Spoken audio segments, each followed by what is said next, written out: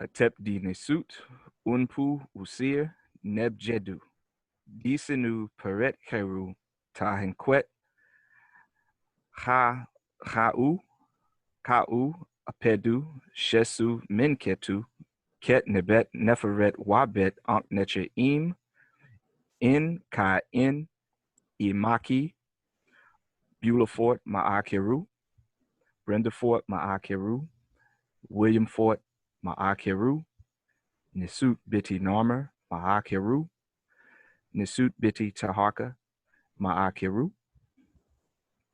Anyone who's been senselessly taken by 2020, Ma'akaru. Duau Necheru, Duau Necheru, Duau Necheru.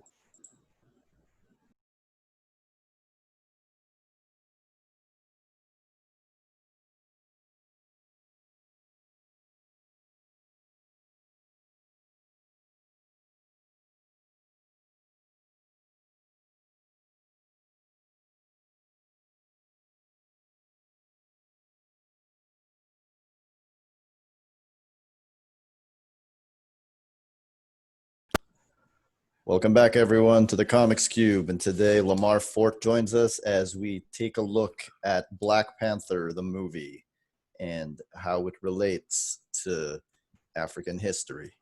How's everybody? All right, Lamar, you want to do a quick introduction as to why we're doing this and what a student of African history you are? Yeah, okay. Well, I'm a lifelong student of African history and culture. And I thought you were going to say course, you were a lifelong African. Yeah, that too. That was the first thing.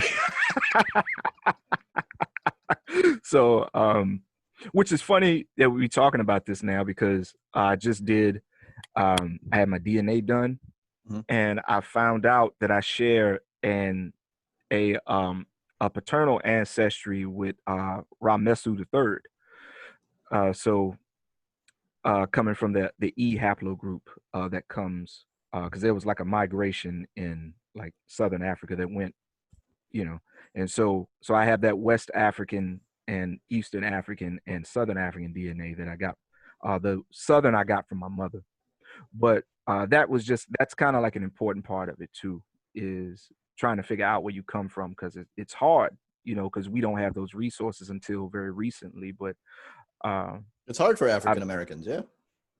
Yeah, it's really hard because, like I wouldn't know where to start, and then you have so many people now that are trying to say that they make these crazy claims like the Native Americans here are really what we call African Americans today, and we were the first people here, and all this craziness, man. And a lot of it is just because Africa has been demonized so much. We want to be everything but African, But yeah, Africa has been a passion of mine, of course, since I was a child, and I'm an autodidact. I'm self-taught, which is funny because I have a degree in information technology. So, because I went to school for computer programming, but I don't use that degree at all now. Leaving a lot of money on the table there, Lamar. Yeah, I know.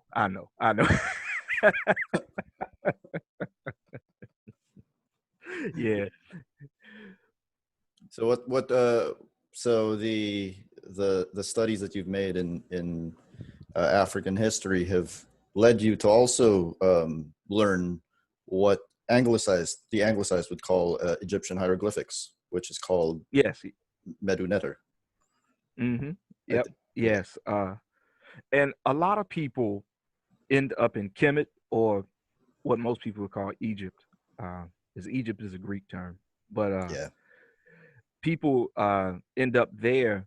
Most of the time, it's just because of like structures and you see the images and all of that. But for me, it was the writing, like the idea that people could convey thought using images that you see in nature just blew my mind as a child. So I was like, wow, I have to learn this. So over the course of, we'll say like 20 years, I stopped and started a few times just because, didn't have resources for it. And so when I got older, I was like, okay, there's nobody around me that teaches this stuff. So I'm going to have to go it on my own. So I studied on my own for, 4 or 5 years, and then I got under a teacher, and things go a lot quicker when you get under a teacher, because there's not a lot of guesswork and stuff, and you have resources available to you. So I've been on that path for about a year and a half now, and I've learned more in the past year and a half than I learned on my own. And the important thing about it is language is the DNA of culture. So you can't really ensconce yourself in a culture until you actually learn the language. Because, and I'll just go ahead and tell everybody now, pretty much everything you think you know about Kemet it's wrong. I'll just go ahead and tell you that now it's wrong, because it's looked at through a European lens. Because when you get this thing called Egyptology, the people who were engaging in it, they were mostly of the Christian and Jewish tradition. So they were looking at it through that lens, trying to prove the stories in their books. That's So how it I was knew it. less of, That's how I knew it. I never, yeah. because I'm from the Philippines, so Mm-hmm. I grew up. I was raised to be a Roman Catholic. So anytime we Mm-hmm. hear the word Egypt, we would look at it from the lens of, Mm-hmm. the Judeo-Christian Mm-hmm. tradition. So I never, Yeah. I didn't even, it didn't even really register to me until much later that it was in Africa. Right. Yeah. Yeah. And that's by design, because I always put it like this, right? The only time the people in Kemet are considered to be Black African people is on Saturday and Sunday, when we go into the synagogues and into the churches and things. But Monday through Friday, they're either considered European or Arab or something like that. But one thing about it, for me, and that was a big thing too, because when you grow up hearing these things where you have this story and everybody knows the story and you're the villain, it's like something doesn't seem right, you know. So Kemet for a lot of people is the gateway to African culture, period. But when you go down into the Happy Valley, or what we would call the Nile Valley today, Nile is an Arab terminology. When you go down there, you're actually watching the story of humanity develop, you know, and by my people coming here by way of Western Africa, it's not just about Kemet or even the Happy Valley. Western Africa has a great pedigree of civilizations. In fact, Western Africa has more great societies and civilizations than any other piece of land on the planet. Like, it's not even close. And there's a lot that happens there. Like, for example, the concept of vaccines and inoculation. That's a Western African concept. Most people don't know that, because the person who came up with the modern day vaccine got it from an African person that basically told him, yeah, well, where I come from, this is what we do. We'll take a cut and we'll do this. And then, and then we introduce the element into the bloodstream, and then, you know, it, it cures itself. So from that, we get the thing with the needles and stuff, you know. But the more you dig, the more you find out. And, our story is the longest story of all the peoples in the world, because we were the first people. So all of these things have their foundations in Africa, because a lot of what we're told is that we were just sitting around with bones in our noses going ooga booga until the colonizers came and civilized us. And that story couldn't be any more false. Okay, so you talk about Africans always being painted as the villain of the story. So what did seeing Black Panther on the screen mean to you? I think for me, I mean, I'm seeing, like African superheroes and things. Most famously now, like John Stewart, for example, or even like the Falcon in Marvel. But it was a different thing actually seeing a comic book film with a comic book character centered around him, and not just him, but also his people and the place where he came from. Like that was a unique experience. And honestly, it's something I thought I'd never see. Especially when you have it was a different, like, you ever seen the movie Roots? No. You don't know what I'm What is talking that? about? Okay. Uh it's a movie that a guy named Alex Haley put out, where he had written a book called Roots. And in the book, he was supposed to be tracing his ancestry from before colonization and then onto the plantation and stuff like that. It has an all-star cast. It's lot of great actors in it. LeVar Burton's is in it, and this is before he got his turn on Reading Rainbow. But it's supposed to be like a biography of Alex Haley or whatever, or like, his people. But we found out later that he didn't even write the book, and that he swiped most of the book from a guy named Harold Corlander. But we won't get into that. That's like a whole side issue. But yeah, it's a good movie though. You should check it out. Right. But it was one of those movies in the 70s. So by the time I came along, it was one of those movies that came out once a year. I guess maybe it was like this in the Philippines too. Like once a year before cable, you knew you were going to see, like on ABC or NBC, you were going to see The Wizard of Oz. You were going to see the first Superman movie, and you're going to see Alice in Wonderland, The Sound of Music, and the King Kong movie from the 70s. Rudolph the Red-Nosed Reindeer Christmas special. Yeah. Like all of that stuff, right? All of that stuff came on once a year, and if you missed it, then you just had to catch it next year. So Roots was one of those movies. It came on once a year. And so when I was a boy, like I was forced to sit down and watch it, And so my perspective on it was a little different because I was exposed to that movie young. And that movie, as like visceral as it is at times, it only conveys like a small portion of what we had to deal with. And I learned that much later when I started with my own studies.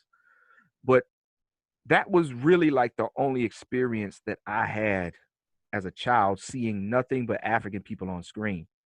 And in a lot of that story, we were always being portrayed as subhuman and things like that. And to actually see the opposite end of that spectrum in Black Panther, in a lot of ways I can't describe it, from a cultural standpoint, and I appreciated the work that went into it with the detail and stuff, because there was a lot of work that went into that movie, so there was a lot of attention and study that was done. You could tell that, just from the images that they put forth and the way that they did it and all of that. It was just an amazing experience. And I just hope that everybody, like all of the peoples of the world, should have an experience like that where they can see themselves in that manner, free from any of the other stuff, because usually they'll always have this guy that comes out of nowhere and he's like the white savior or whatever. And they kind of sort of had that in this movie, but when you really look at it from the perspective of what was happening in the film, he played a very minor role. He had like one moment, but then like the rest of the movie was spent with people saving him, you know? And he was basically used to really tie him into the rest of the Marvel universe. Right. Yeah. Mm-hmm. Yep. Yeah. I mean, because I think that that's really the purpose he served, was he was just, like you said, he was the bridge to the rest of it, because they could have really done the movie. He wasn't really central to the plot or anything, I'll tell you this. I think Black Panther, I think the argument could be made that it's the best of the Marvel movies. You could make that argument. I think you could make that argument. You could make that argument. I was doing that thing where I was ranking the Marvel movies. There's like a website where it shows you two at a time, and then you have to pick one, and then it'll show you your ranking based on how you picked each pair. And Black Panther would always end up like a 6th on my list, but the first 5 are like all have Thor and Captain America in them, and I love those characters before they became movies. Like, and I didn't love Black Panther before he became a movie, so like I think if he's the highest one there that doesn't have either Thor or Captain America in there, I think I could make the argument that it's the best of the Marvel movies. Yeah, you could. I know for me, my standard bearer is the Winter Soldier. It always has been, because I just think from top to bottom, there's not really anything wrong with that movie. Like there's other movies that of course have higher highs and things like that, and they might have moments that resonate more with you and things like that. But as far as like from a technical perspective, I think that's the best movie. That's the movie I hold like other superhero movies to at this point. Yeah. And there are aspects of Black Panther, of course, that because I think Black Panther has a lot of what Winter Soldier had going for it, as far as the way it was done and the way it was crafted. But it also has these like cultural moments and things that you may not necessarily catch if you're not like up on what you're looking at. And so I found myself after the movie was over, I had to find myself like telling people like that's not something they made up for the movie. This is where it comes from, you know. So you wrote an article on the Cube called "In Respect of Retrospect," subtitled "Light a Candle. It's about to get real black in here." And and you basically dissected Black Panther into three separate categories, three separate questions. How it reflects the African before colonization, the African during colonization, and who the African is after colonization. Okay. So let's start with who was the African before colonization. So you say here that you could answer your question with something like the original man or the mother and father of civilization. But what you basically say is that Africa has given almost pretty much everything to the world, right? And in terms of the guiding principle, there's something called Ma'at, which can you explain to our viewers what that is? Yeah, Ma'at, it's one of those words, it's a culturally significant word. But what most people try to do is they'll translate Ma'at and they'll say that it means like truth, justice, righteousness, reciprocity, harmony, order, and all of those things, which those are principles of Ma'at. But it would take literally lifetimes to explain what Ma'at really is. So we just use that particular concept as a cultural concept that envelops everything. Because when you go into the mythology, Ma'at is basically this what keeps the universe going. Like Ma'at, if you wanted to wonder, okay, we have stars in the sky, the stars never run into one another. Why is that? Because of Ma'at.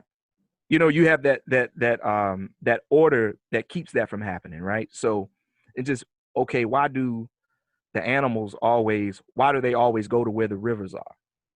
Ma'at. Like, I mean, there's just so many different things that encompasses what nature is. And Ma'at is kind of like the coverall concept for that. And there's a common misconception that Ma'at is just like a spiritual concept. Ma'at is also like an actual like legal concept as well, because it seems to be that Ma'at comes from, in the spiritual sense, it comes from an actual administrative application. So it was then taken and woven into the mythology later.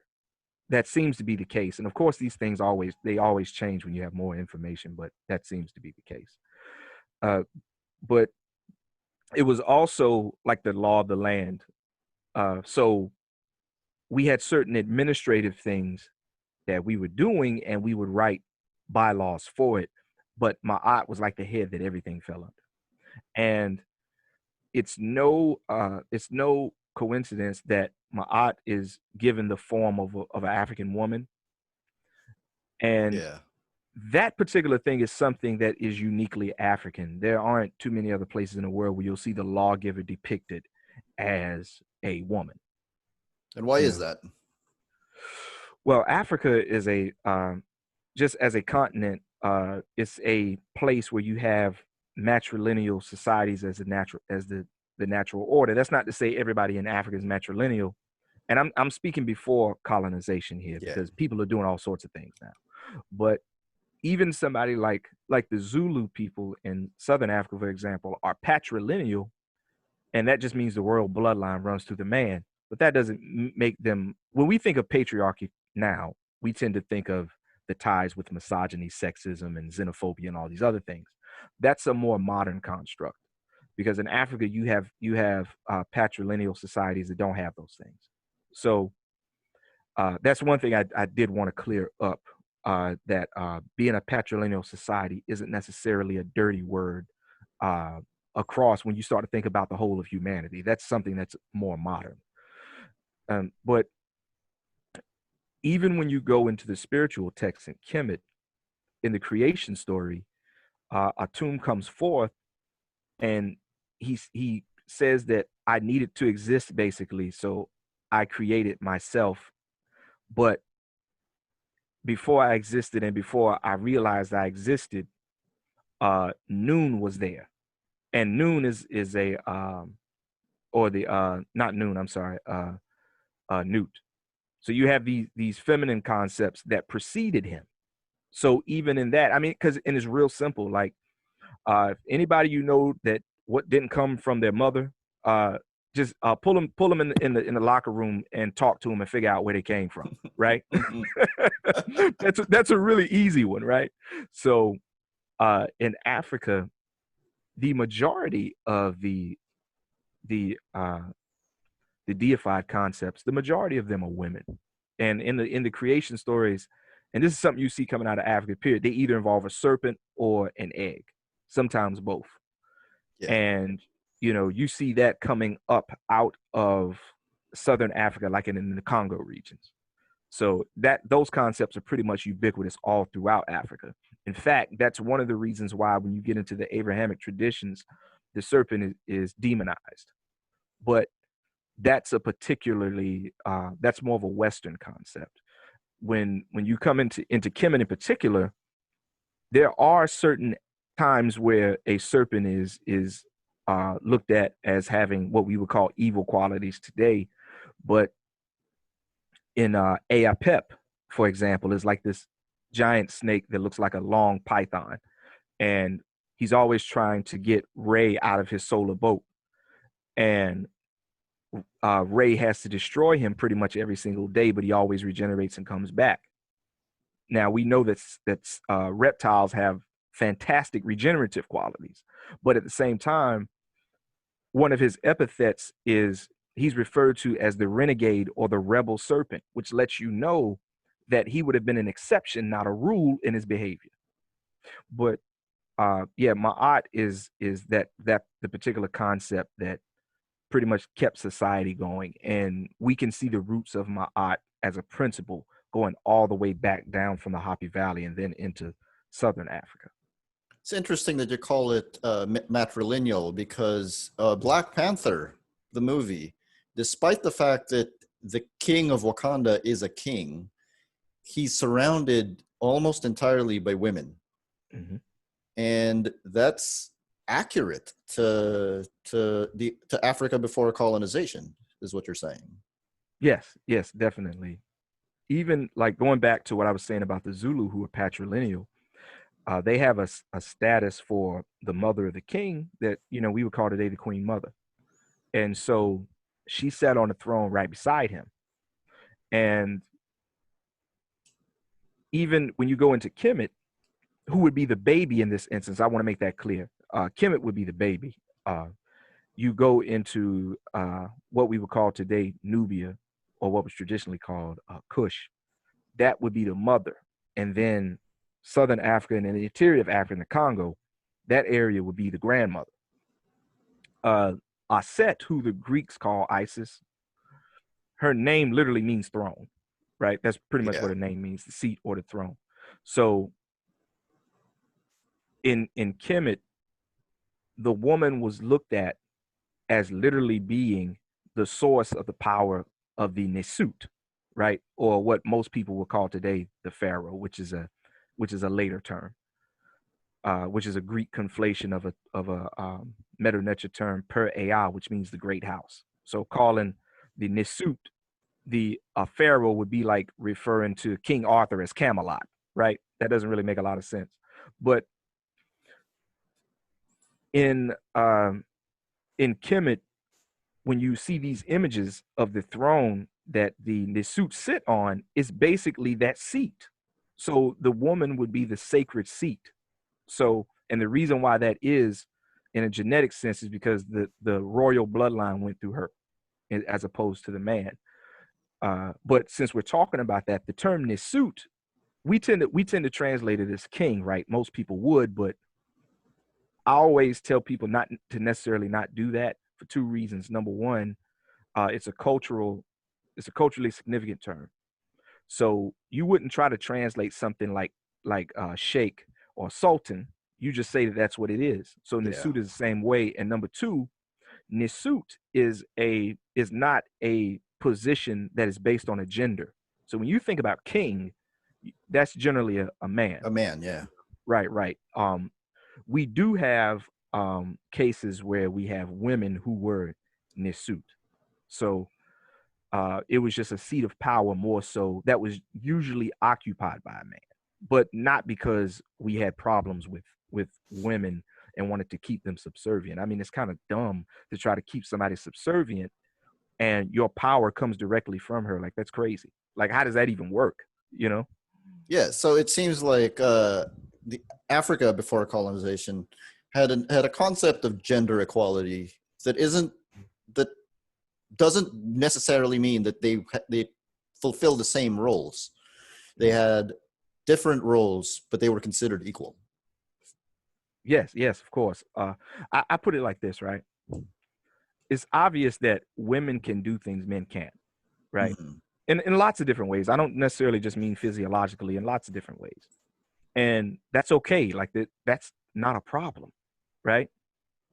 So in African societies before colonization, the woman is on an equal footing with a man, and in some cases she's primary. That's not a problem. Sometimes the man is primary. That's not a problem. And because African society is based in before the colonization process and all of that, generally speaking, there's no fragmentation between a woman and a man. So when you think about it today, like when we start to think about things like feminism, right? Yeah. Feminism is based in a fragmentation between a man and a woman.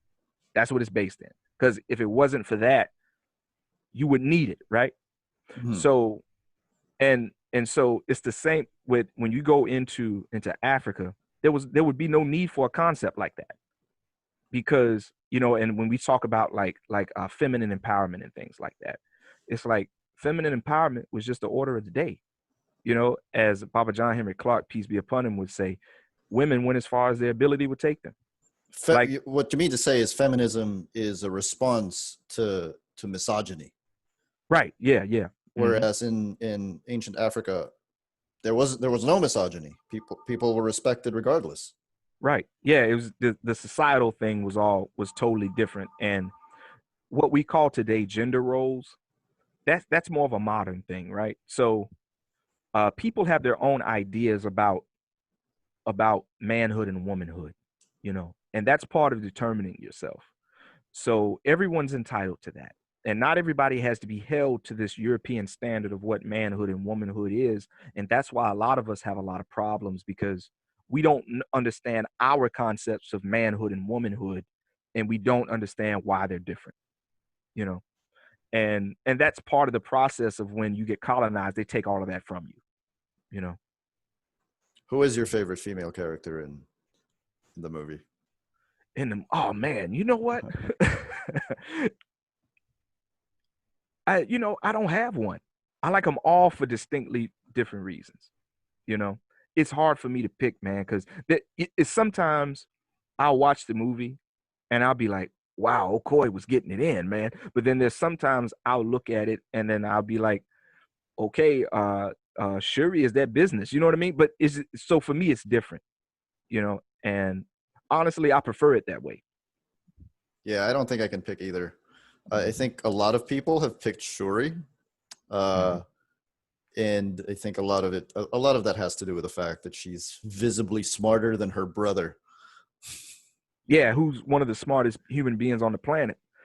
And she makes him look like he's getting ready to go to pre-K and don't know how to tie his shoes. She literally gives him shoes. Yeah. Yeah, what are those? That's a good scene too. I love that one. It's a great scene. Yeah, you have that playful interaction. It's like, yo, he's the king, but his younger sister's still cracking jokes on him, Yeah, and later on in Infinity War, she's pretty much confirmed to be the smartest person in the Marvel universe. Mm-hmm. Yeah. Yeah. And of course, you know, there's a certain section of fandom, if you want to call it that, that wasn't happy about that. But well, before all that, before Infinity War, what I was saying was, well, if you gave Tony Stark access to vibranium, he'd probably be a smart. But then they in Infinity War they flat out said she was the smartest. So I'm like, okay, she's the smartest then. yeah. All right. So Mott is also shown in the movie in terms of how the elders are treated, Mm-hmm.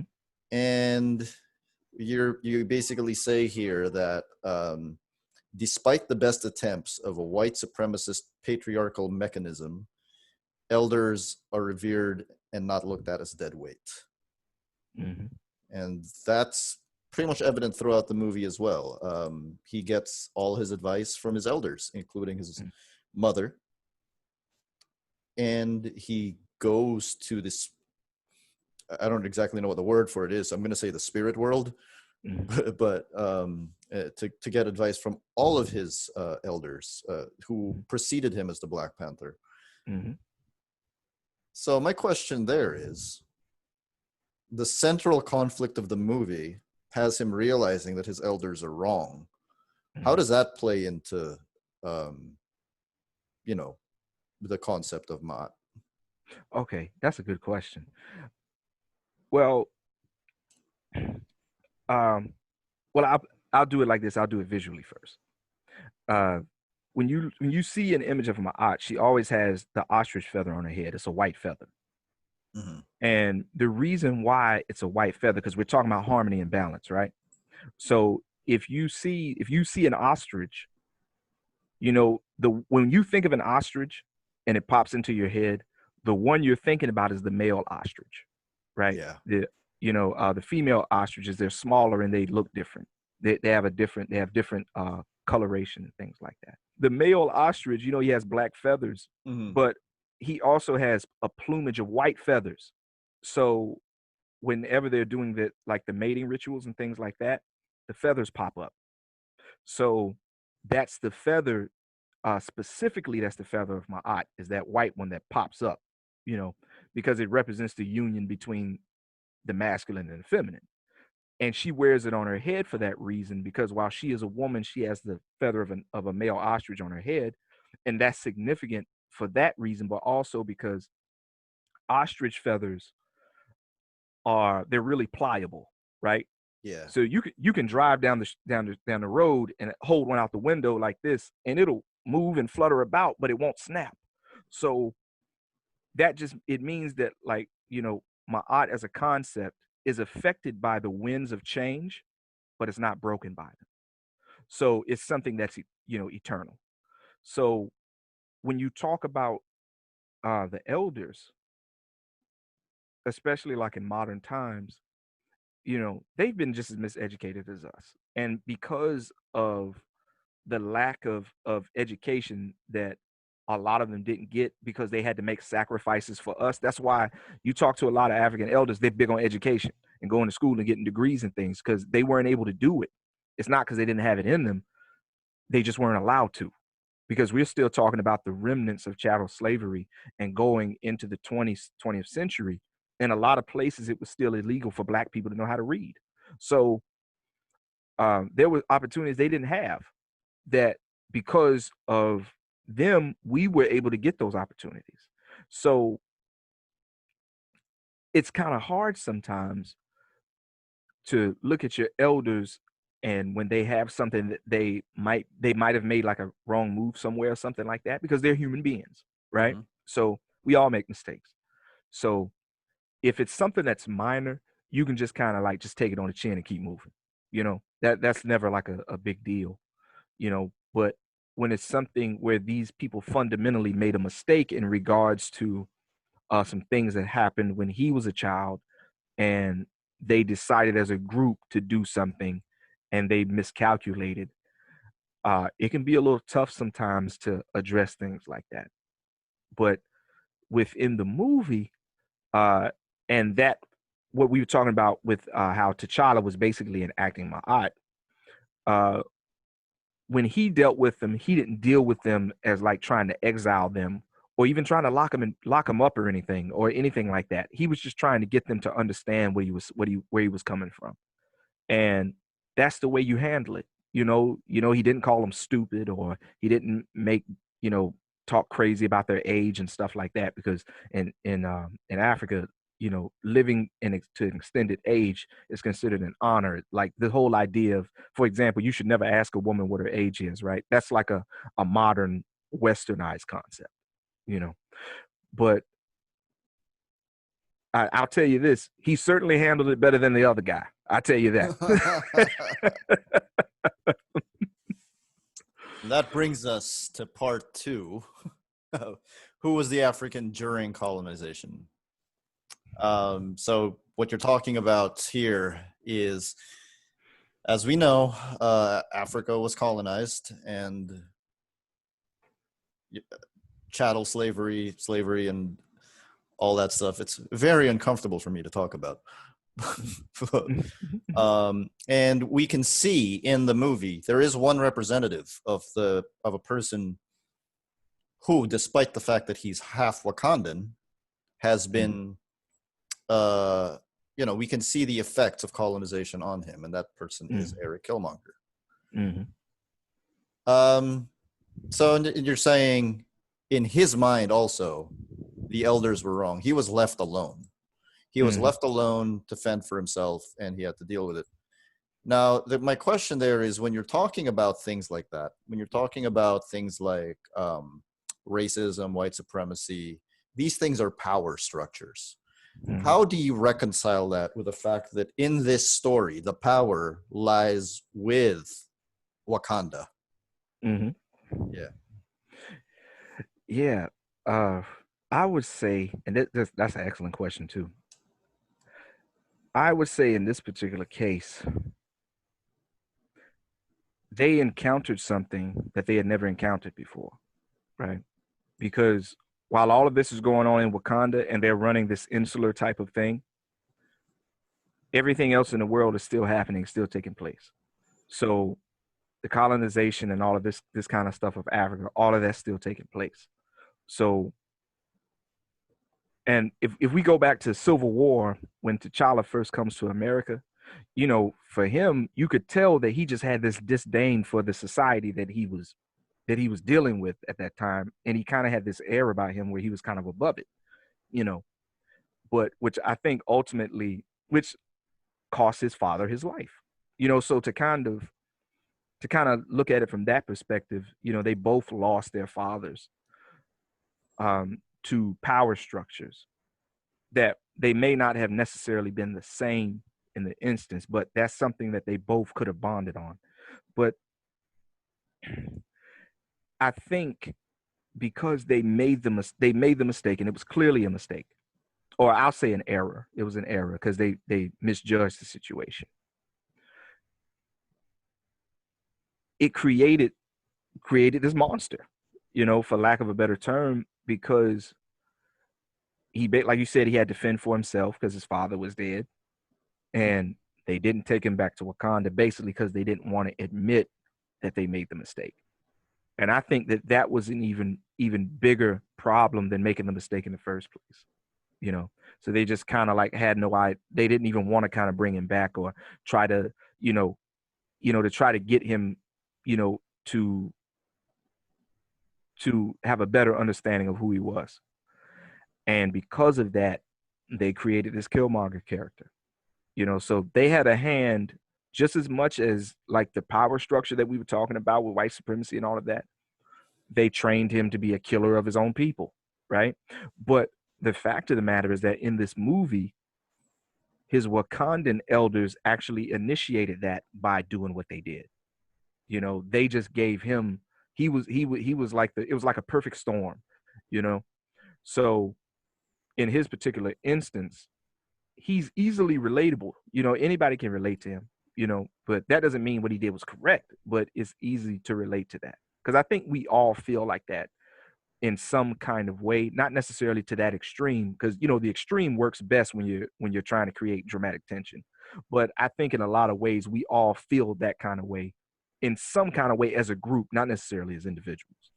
You can see where he's coming from, but where he Yeah, trips up is the fact that he pretty much does bad things yeah, to yeah. people. Hmm. Hmm. Yeah. So, uh, would would you say, like, there's a lot of people who say Killmonger was right? Hmm. What how would you address that?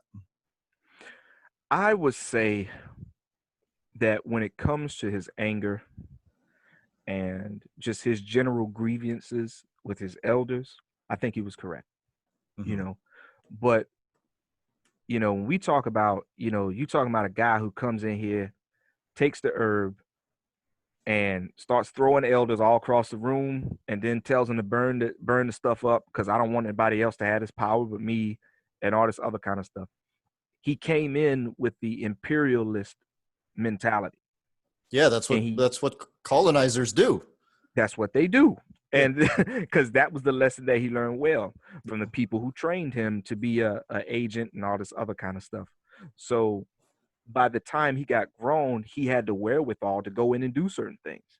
And instead of trying to go in and develop a better understanding, and he just went in, you know, uh, and put his horns out and just went in and just started decimating everything.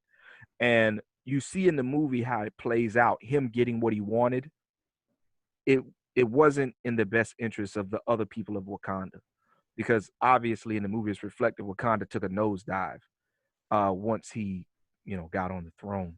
And he basically was like, y'all, you elders do whatever I tell you to. I'm not listening to you all and things like that. But when we go and look at diasporic Africans pretty much everywhere, those of us who have taken that path, it's never worked out. And there's a reason for that, Mm-hmm. you know? Now, so basically, what you're saying is he disrupts the whole concept of Ma'at. Yeah. Yeah. Very Yeah. much so. Yeah. I would go so far as to say that he engages in what we call isfet, which most people would describe isfet as being evil. But isfet basically isn't necessarily evil. It's more about being out of alignment with Ma'at. So a person who engages in isfet, you can come back into balance, and that's what the whole story of Heru, who most people know as Horus, and Satek, who most people know as Set, that's what that story's about. Like when they battle, Heru is trying to bring his uncle back into balance. He's not trying to kill him, you know. So yeah, he engages in Isfet, but his stuff was like really egregious, you know. And And what I always say is there is another character in the movie who basically says the same things but doesn't do the things that he does. yeah, And that character yep, is Nakia. yeah, Nobody ever yeah, says Nakia was right. yeah. And Nakia was right. Nakia was right. Nakia was the right character in the whole movie. Yeah. Hmm. Yep. Yeah. I think that Nakia, much more so than T'Challa or Killmonger or even the elders in the movie, she was the one who actually had her finger on the pulse of the situation.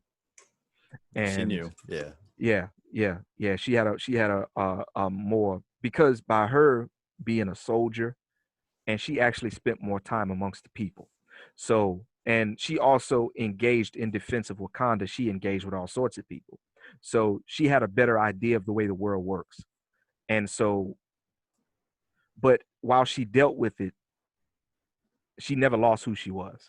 So it's like, I would say that the real mirror image here is not necessarily T'Challa and Killmonger. I would say that it's Nakia and Killmonger. You know? Yeah. I can see that. I can totally see that. Yeah. So we're talking about the African during colonization. And so here's my question. Mm-hmm. How detrimental was the colonization of Africa to human society? I would go so far as to say that when the occupation of outside people to Africa started, it's the one time in human history where it halted human progress. And you can go all the way back even before the Greeks come into Kemet.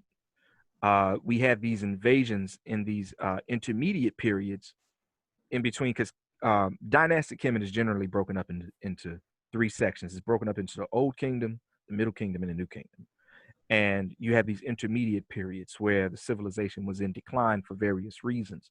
But when you get into the third intermediate period, that's when you start having all of these invasions and us having to constantly fight people off and things like that. But by the time the Persians come in, that was pretty much it. Because when the Persians come in and they take over, and the Persians had the largest empire in the history of the world, you know, by the time they come in, they didn't really care about Kemet like that. It was just a feather in their cap. So when Alexander the Greek comes in, because I'm not going to call him great, when Alexander the Greek comes in, he basically takes the throne from the Persians, you know, and the Persians are just like, we don't really care about this stuff. You can have it. We ain't even gonna fight you for it. We out. And they left. So he took it without a fight, you know. So you start to see this introduction of all of these non-African ideas into African culture. And that was the start of it, you know. And then uh the Greeks were the people who invented um like, you know how like we tell the history of a people now, like in volumes, Mm-hmm. you know, they were the ones who created that method of keeping records. In Kemet, we kept records, but we didn't keep them that way. So we had different temples all along the Hopi. And so there were records that were kept in each temple. So by the time you get to the Library of Alexandria and they create their library, which was the repository of a larger structure called the Museon, right? And the Museon is where we get the term museum from, right?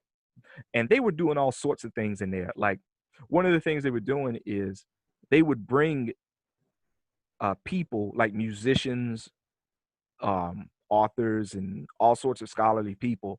They would bring them to the Museum and they would give them a stipend. So it's like going to college. They would give them a stipend. They give them a place to live. And they also were giving them African people to be their slaves, right?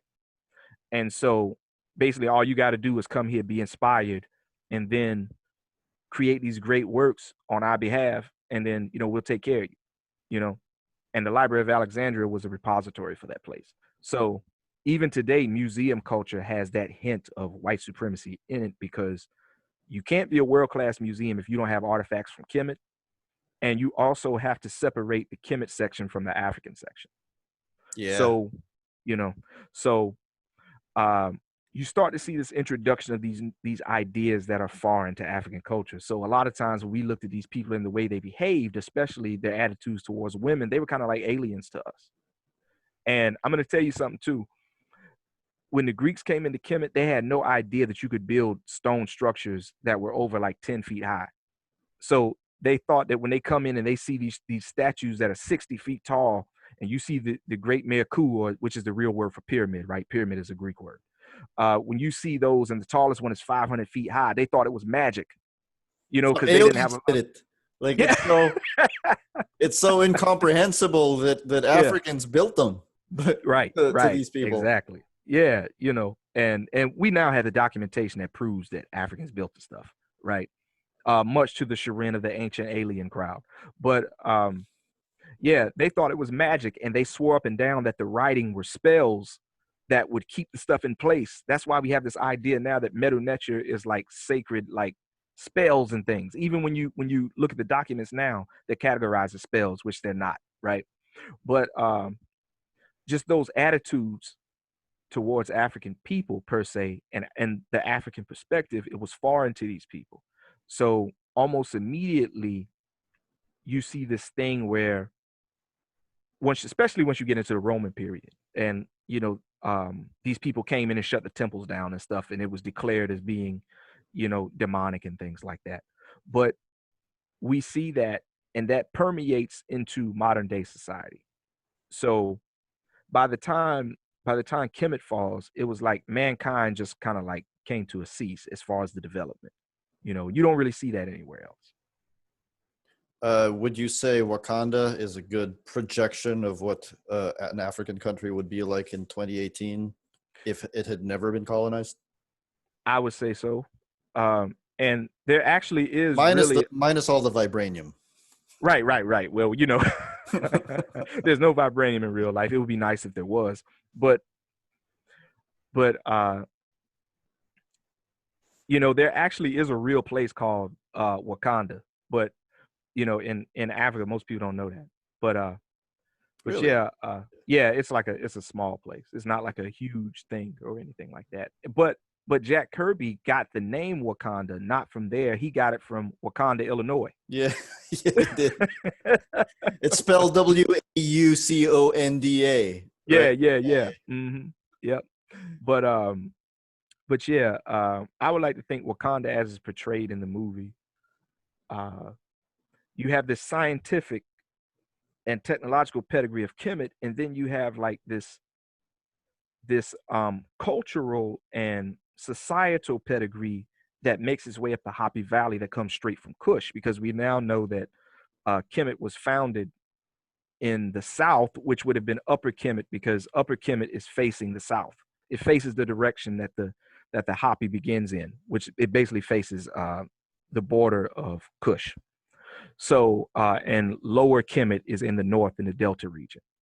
So I think that if Kemet were allowed to flourish, it probably would look like Wakanda now.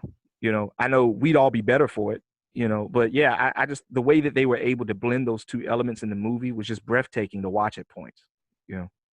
I want to talk about diversity for a bit, because a lot of people, a lot of detractors of Black Panther, or just the idea of diversity, point to Black Panther as being not diverse because it's only got Black people in it.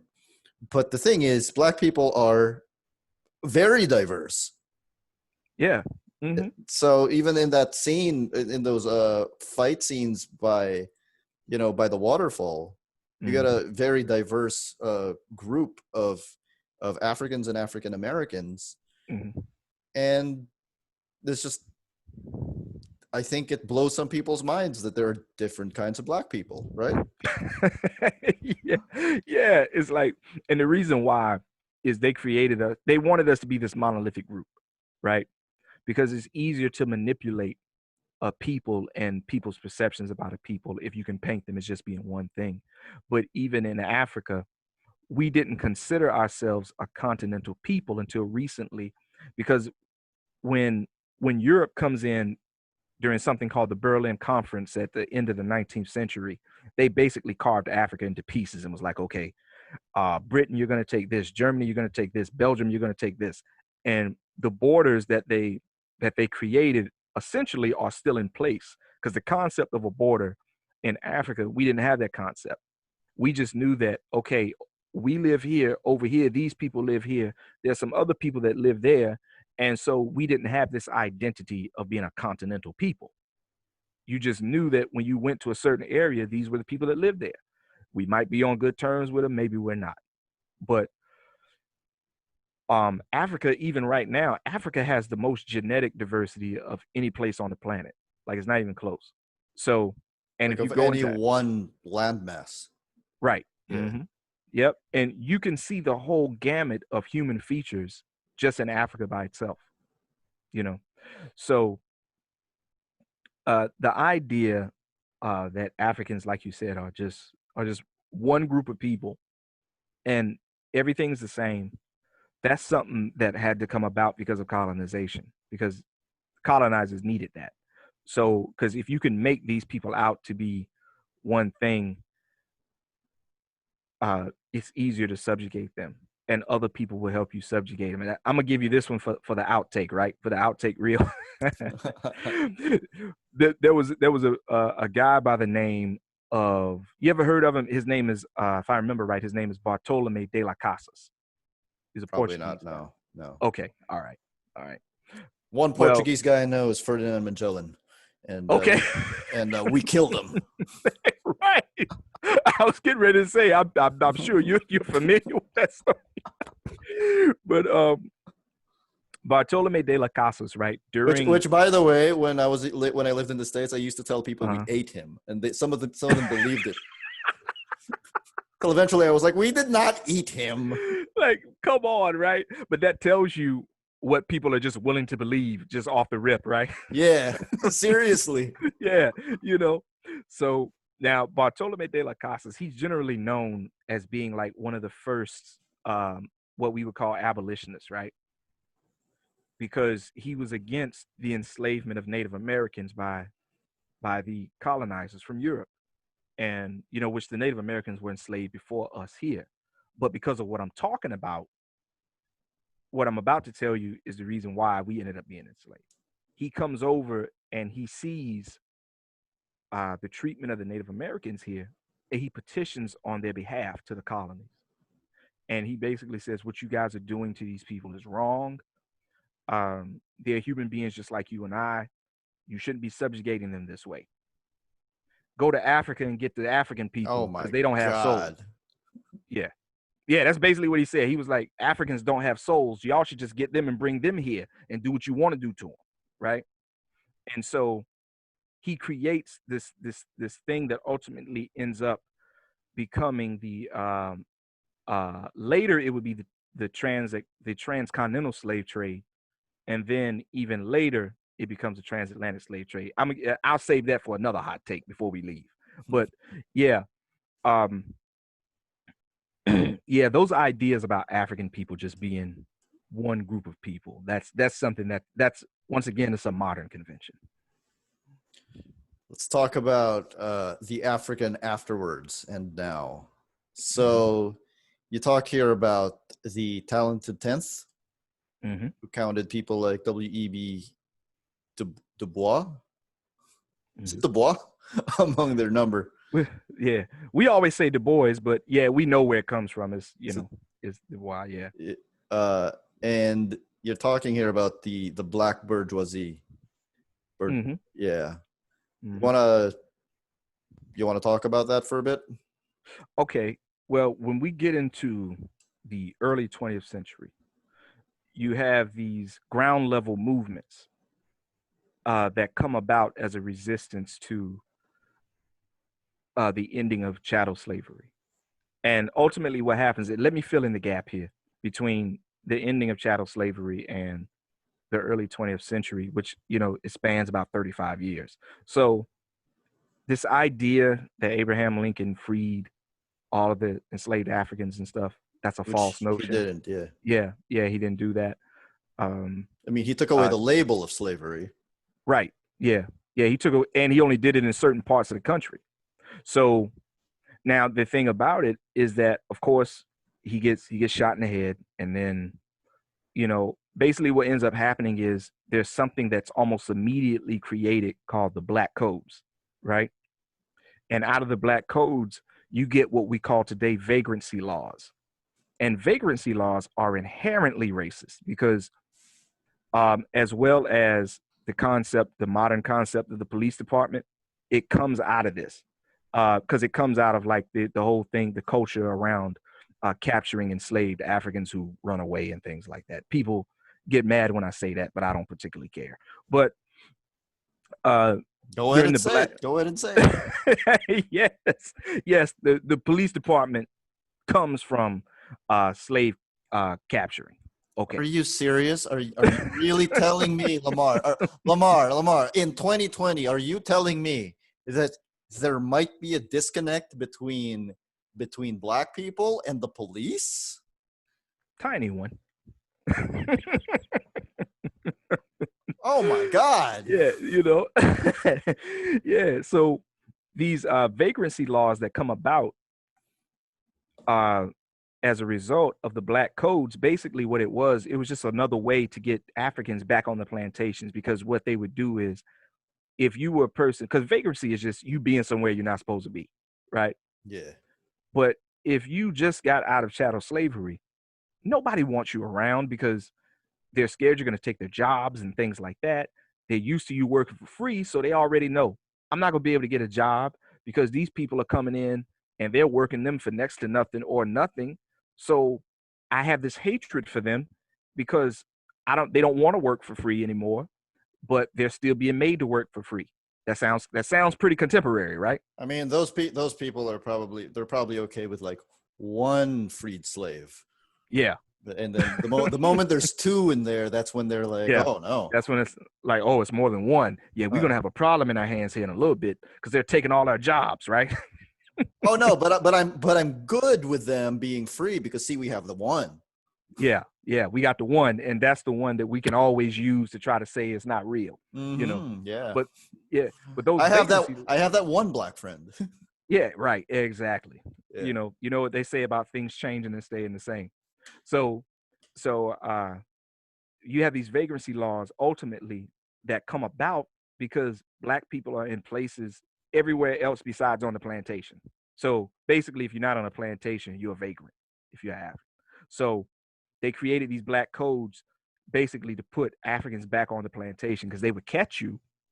And then what they would end up doing is they would say, okay, what plantation did you come off of? And you then they would tell them, and they'd be like, okay, listen, well, you need to go back and work for him until you get your debt worked off. And then you right back there. And it's like, you're not really getting paid. It's just you right back there in it. That went on all the time. So we even have that culture still permeates when you go into the South and you have these little small town speed traps, that comes out of that culture. You know what I mean? Because there was actually big plantations in the South in the 20th century that would take people for speeding and doing these other things, just making up stuff, and they would put them on work on these plantations, and they would just a lot of them would just kind of die there, and that went on into the 20th century. But 21st. yeah, still happening, because you got the 13th Amendment and all of that. So it's almost like slavery had a long-lasting effect on society. Kind of seems that way, right?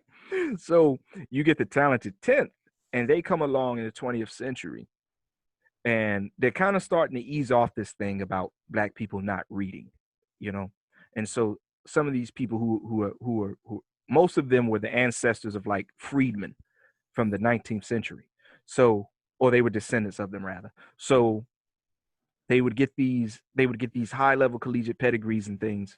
And so they decided that they were the ones who were the best suited to plot the course of African people in the diaspora. And the reason why they were called the talented 10th was because of their educational pedigree, but also because they comprise about 10% of the African population. And so they ran into problems with the street level organizers like Marcus Garvey prominently. They ran into problems with him and those street movements because a lot of times it was jealousy. They were like, these guys are just coming up and they have 4th and 5th grade education and they're able to secure all these resources and they have all these followers and stuff, and we can't get that, and we have PhDs and all this other kind of stuff. So Du Bois in particular ends up he basically creates a sentiment amongst black people that Marcus Garvey is not good for our people and things like that. And he did a lot to kind of circumvent his movements. So now he ended up coming around and he changed his stance on a lot of that stuff before he died. So he actually came more closer to Garvey's side before he died. Nobody ever really tells that story. Okay. But yeah, they had a pernicious influence on the African struggle for independence and self-determination. Even though I think in a lot of ways, especially in the beginning, I think they meant well, but it ended up being a long-term pernicious influence that's still felt in the HBCU culture. Mm-hmm. We still have that kind of element. And it's something that we're constantly trying to fight. And you see it a lot on HBCUs in these Greek organizations, ironically. Talk to me about how that relates to the characters in Black Panther, specifically Killmonger. Okay. I think especially in his own mind, Killmonger would have been the street level organizers. And then you have T'Challa and his people, and they would have been the talented 10th, because it's a long way from, a palace, and then you live in a you grew up in a little apartment, you know. Yeah. And so you couldn't really tell anybody who you were in regards to his father. He couldn't really tell anybody who he was, you know, and all of that kind of stuff. And his father was actually in the streets doing the organizing stuff, which I think ultimately is where a lot of Killmonger's illusions of grandeur and things like that, I think that informed a lot of what he was doing, because because he grew up in that, you know, with his father in those liberation movements and things like that. So I think the worst parts of his character, he took them on and he attached it to that. So it's kind of like Magneto, right? You Yeah. think about, you know, like Magneto and stuff, like you can look at a lot of what Magneto is saying. He's, you know, his core concept, he's correct. But, you know, just showing up and floating in the air and then doing like this and crunching a building full of people, you know, It's that's what kind he of the wrong way to go. does. It's what he does. It's the wrong thing to do. Yeah, right. But That always gets me. It's like, oh yeah, yeah. Magneto was right. Yeah, but he killed all those people. They weren't doing You know, anything. you know, it's kind of like I think it was Chris Rock that said it's like kicking an old person down the steps that talk junk to you all the time. Like, I get it, but you shouldn't do it, right? So In this case, it's like somebody did you wrong, and then you're looking for somebody who looks like him right. to, Yeah, to get to get exactly. revenge on. Yeah, you know, so there's a fine line there, you know, and a lot of times, you know, Killmonger, he finds himself almost exclusively on the wrong side as far as the way that he perceives things. So, you know, it's kind of like that thing where, like, you know, if all your problems look like nails, then all of your solutions are hammers. You know, Yeah, it's like that. Yeah. So that dynamic between T'Challa and him, I think the way it culminated in the movie with the two of them at the end, and it was just the two of them, and the all that Underground was happening. Railroad. Yeah, they were fighting on the Underground Railroad. You know, so and you'd be surprised, a lot of people missed that when the movie came out. I thought it was obvious, right? But a lot of people missed it. But People focused on the fact that the CGI didn't look that great, which yeah, I I mean, give them that, you know. But yeah, yeah, because yeah, that was a hard one to nail because, you know, CGI, you know, it always looks better when you have this dark light contrast, and there was a lot of light there, so they had to, I guess they probably did the best they could, I guess, with that. But that was a tall order, you know, to get that part right I because didn't of even all of think the CGI looked that bad until people started complaining about it. I was like, really? yeah, but yeah, you know, I mean, you know, it was okay, you know, because when you're watching them fight, you're just looking at them fight. You're not looking at everything that's happening in the back, you know. Yeah, But yeah. but yeah, the way that culminated with the two of them, and then you get this sense that they had this internal struggle that didn't have to be, right? So it just kind of hammers home the point of what we were talking about earlier, that they could have been side by side. They could have sat down, talked, had a sandwich, figured it out, right? Because they're both products of their ancestors messing up, you know? True. So I think in this case, and T'Challa has that moment with his father, you know, like you said, when he goes to the spirit world and he's getting advice and stuff like that. And, you know, he comes to that realization that what they did was wrong, you know. That's a But great scene, by the way. Like, yes, it is. Yeah. Yep. he can Chadwick Boseman in that one scene. I'm like, wow, this guy can act. Yeah. And that's another great thing about this movie, that when the people who actually get the opportunities to give those kind of performances, they nail it. Like all of them nail it, you know, when they get those opportunities. Which African Americans don't really get to do a lot of Right. in Yeah. big blockbuster movies. Yeah. Yeah. Speaking of which, my one of my favorite actors is in fact Michael B. Jordan. Mm-hmm. I think he's amazing, and he brought Killmonger to life. He made a lot of people believe in him.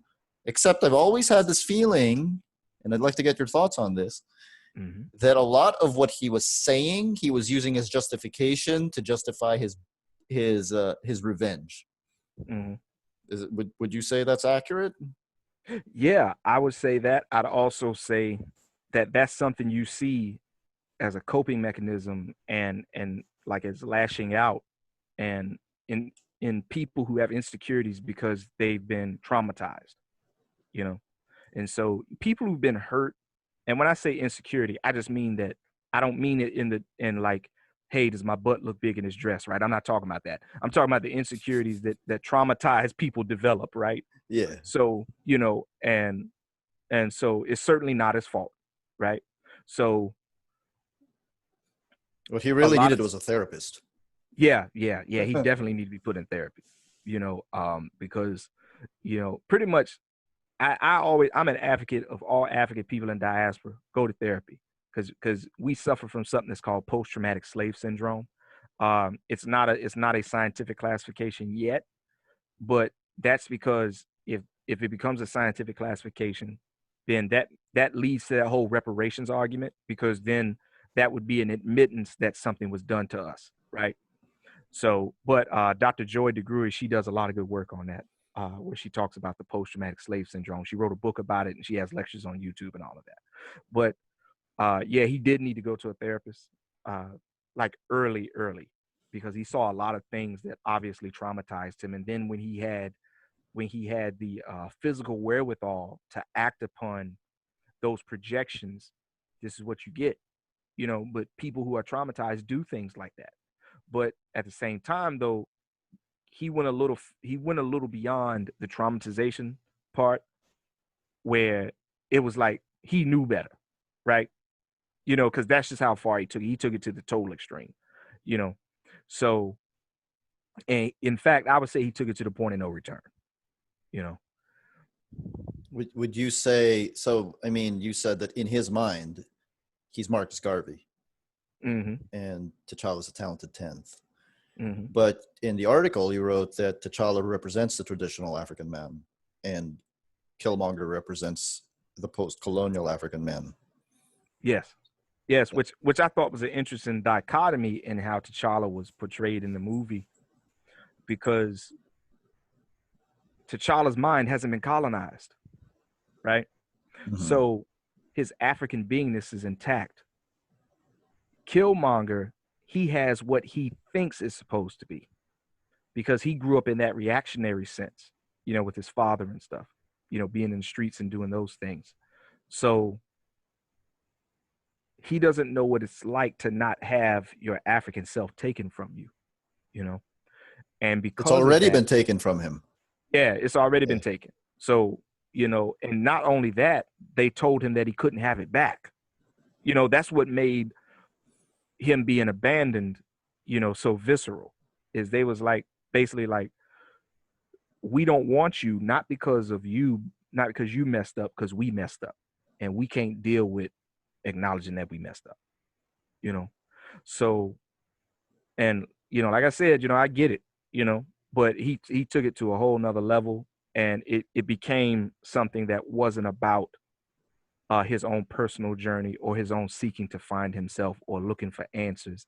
It just became about, taking the earth and just raising it and making it be what he wanted to be, Using the methods of the colonizers against the people who he believes oppressed him. Right. Is it possible for Killmonger to be redeemed? I say no. And the reason why I say no is because and I look at it like this, right? The first time you see him in the movie, like the first acts he commits are physical violence against women, and because he does it to the woman in the museum, and Mm-hmm. then, the woman that he's with or whatever, and she outlives her usefulness to him and he kills her, right? And it just goes on about his business. And then when he finally gets to Wakanda, the first thing he's doing is he's looking to hurt people. And the people that he's actually looking to hurt, the first when he grabs, he grabs a woman and, starts choking her and things like this. You know what I mean? So I think by that point, he had done so much that, and, like, he wasn't interested in going back. So in order to have a redemption arc, you would have to at least have something in you that's like, hey, listen, I need to make this right. I need to atone. Because that's a part of my art too. You realize that you've done something and then you try to make amends. So and part of being found Ma'at Keru is that ultimately you have good deeds that outweigh your bad deeds. Because everybody's going to mess up. You're Yeah. not expected to be perfect. So I think by that time, his bad deeds had well outweighed his good deeds for so long that at that point, And even when he was dealing with T'Challa, it was a life or death thing, you know. So I guess at that point, you know, that's what it is, you know. Um, talk to me about the fact that by the end of the movie, T'Challa's basically saying, maybe we could save you. And Mm-hmm. instead of saying yes, he says this line: bury me in the ocean with my ancestors that jumped from the ships because they knew death was better than bondage. Mm-hmm. So I gotta say, it's kind of a weird line considering he's half Wakandan, and therefore half of his ancestors were not enslaved, and that does Mm-hmm. not apply to half his ancestors. Mm-hmm. So was he playing the victim, or is that a poignant moment? I think that it comes off as a poignant moment, but then when you think about it, because of all of the dramatic tension, right? Yeah. It becomes a poignant moment, or it comes off as that. But then when you think about it, you're like, wait a minute. Uh, you haven't talked about your ancestors once. The entire time you've been in this movie, you've never mentioned them, right? And when you do encounter uh, your forebearers who are still living and they were never colonized, and your first thing you want to do is you want to just start snatching them up and hurting them, you know? Uh, and, so for us, in African tradition, everything is based in ancestral veneration, right? That's just Yeah. something we do. So even now, today, every year, my mother she's a Ak, or what we would call an ancestor, and which Ak is also a reference to light and to ascension, you know. But I pour out a libation for her every year, and I pour out a libation for my grandmother because she and I share a birthday.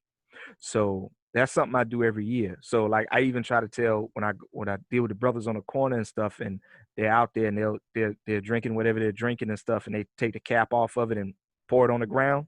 You know, I tell them, I ask them why they're doing that. Most of the time they're like, "No, I'm just pouring this out for my man. He's not here no more, or whatever." So I'm like, that's something that we've always done in Africa. You pour a libation out for your ancestors. You know, they don't know that, so I just make sure that I tell them that. So uh, and his whole thing is because he knew nothing about himself, right? He was who he was made to be. And that's the plight of a lot of pretty much all of us in the diaspora. To a certain degree, we are who we were made to be, unless you just decide that, no, that's not who I am, right? And you take on that ability of, as you would say in Swahili, kujichagulia, or self-determination. And you decide that the parameters society has set on you is not good enough for you. I want my stuff back. And the term for that we utilize is Sankofa, which means to go back and fetch.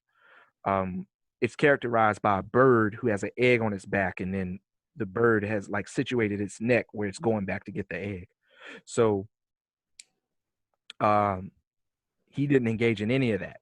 So when you figure that out, and then it's like, hold up, wait a minute, man. You sound like these guys that talk all this craziness, and then when it actually comes time to do something, you know where to be found. But then what happens is he was prepared to, by his training with the CIA and things like that, he was radicalized, and then he was made into a weapon against his own people. So that's all he knew. So when it came time for him to deal with himself in a very poignant manner, he wasn't able to do it. And so, but still, because he buys his own hype, right? I guess he wanted his last words to be something that sounds righteous, you know? you know? So a lot of people, when they heard that, they were like, oh, wow, that's a great line. But I'm like, wait a minute. Wait a minute. Let's contextualize this, you know? But yeah, I think that was just a case of him like being not understanding himself, and that being taken to the extreme to the point where he's probably talked himself up on an identity that he hasn't attained yet. Yeah. All right, let's close this off with a few more questions. Talk to me about one of Black Panther's last lines and how it relates to 2020. In times of crisis, the wise build bridges while the foolish build barriers. Is there even anything to say to that? The only thing I can say is that the last thing we need to be doing right now, and specifically African people, is building barriers with one another. And so we have to understand we African first. You know, whatever else you are, whether you're a woman, a man, or you practice this religion or you practice that, you're African first. Or a cop. As long as you, yeah, you know. So,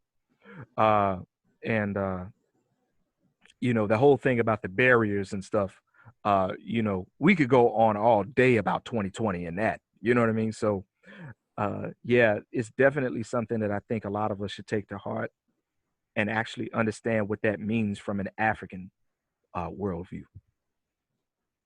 And in Avengers Endgame, the first person to come out of the portals for the big moment, which might be the biggest moment just budget-wise in all of cinematic history, probably, just considering the level of talent that's on the screen. But the first person to come out of it is T'Challa. And as he comes out of it, Captain America gives him this look, and they kind of have a little nod. Obviously, Captain America is not going to be in the future Marvel movies as Captain America. It seemed to me like it was a passing of the torch, and it seemed an appropriate passing of the torch, wouldn't you say? Yeah, I'd say so. Because I can remember when they were talking about doing the other phases of the films. When Doctor Strange came out, they were basically saying that he was going to be the focus of the films going forward instead of Iron Man. Now, I think most of us didn't know what that really meant, right? Which obviously we do now. So I think that Captain America and Black Panther had the same thing going. Because when you look at his entrance, in a lot of ways, they were in competition with one another. Because the first time you're seeing them, they fight, you know, and he takes off running, like the scene that everybody loved from Civil War. He's chasing them on the highway and stuff, and T'Challa takes off running. Cap takes off running behind him, and you know, and it's like, oh my God, he's not gonna catch this guy. Captain America runs 60 miles an hour. He's not gonna catch this guy. You know, so all of that was going on. So by the time you get to that moment, and Cap makes that, you know, they give each other the head gesture, you know, the little nod or whatever. I think that was probably the biggest moment for me in that part of the movie, next to the whole Avengers Assemble thing, you know. Yeah. But it was much more subtle, and that's another thing. I don't know how many people actually caught that. The nod, but, yes, it's a very slight nod. Yeah, but they're not the same character though. Like they're different in many ways. Yeah. Is there anything you think they should explore in those differences? Because like there is a difference. T'Challa in his movie is all about admitting that he's been wrong, and Captain America has never once admitted he was wrong.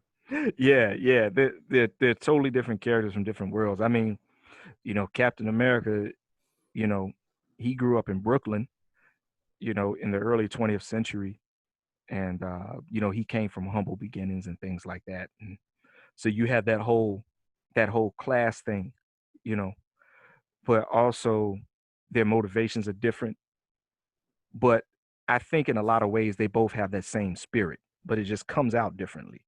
And the way they go about things is totally different, which I think is why people compare them so much, you know? Yeah. You know, but I think their pairings on screen, they've all had a lot of impact.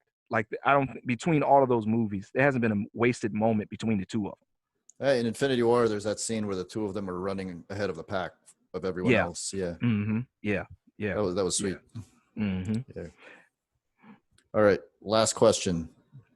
Who would win in a fight, Black Panther or Batman? And why is the answer Black Panther? Oh my God.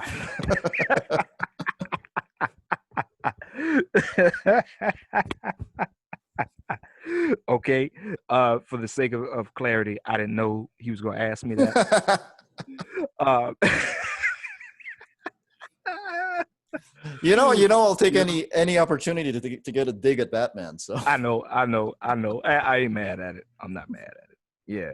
But I think but honestly though, how would I find myself thinking, because everybody's like, oh, Batman beats everybody with prep time. Okay, right. But how would he prepare for Black Panther? Like, I don't know how he would do that, because it's different from preparing for like Deathstroke or somebody like that. And I think Black Panther would beat the crap out of Deathstroke. But um I don't even understand how he would begin to do that. And so I think that ultimately it will come down to just them two, without all of the shiny stuff, you know. And Batman he'd have a problem. He'd have a serious problem. Because honestly, Captain America would have a problem. So, you know, it's one of those things where, like I think a lot of times people's like initial inclination would be to say, Batman will win, but uh they'd say I don't Batman would beat Superman any given day. So that's yeah, their I mean, initial inclination. yeah, so I was like, okay, I like yeah, like so I don't know how he would prepare for that. So honestly, I don't think the prep time is an issue, because I don't see how it would be easier for him to prepare for Batman than it would the other way around. What's weird about it is that people talk about Batman having prep time as if he invented it. Black Panther's literal first appearance is him beating the Fantastic Four by Yeah. prepping for them. That's his thing. He started it. He did it way before Batman was doing it. Yeah. And he did it to the Avengers too. And he did it to the Avengers, yeah. Yeah. So yeah, so it's actually his thing. Somehow it's more associated with Batman because Grant Morrison perfected it in Justice League. So yeah. So this has been great, Lamar. We hope you guys learned stuff. Got it? You want to close this out? You got anything to say? Yeah, it's been a pleasure as always. I just want people to know Doe is my friend, so it's always good when I can talk to my people, especially the way things are going now. It's always a joy for me. Of course, I love the material, but I love talking to my friend too. So I cherish my friendships. And so I just want to say thank you for having me on. I enjoyed it. Anytime you want me back, I'll be here. If 2020 ever comes to an end, that is. Yeah, But Lamar and I have been friends for 10 years, all yeah, online. So anyone yeah. who says the internet is good for nothing, it gives us things like this. Oh yeah, definitely. I appreciate coming on, man. And anytime you have me, I'm here. To the folks, I hope y'all enjoyed what you heard, and hopefully you picked up a little something. And I guess we'll leave it at that. Please click like, share, and subscribe. Thank you, everyone.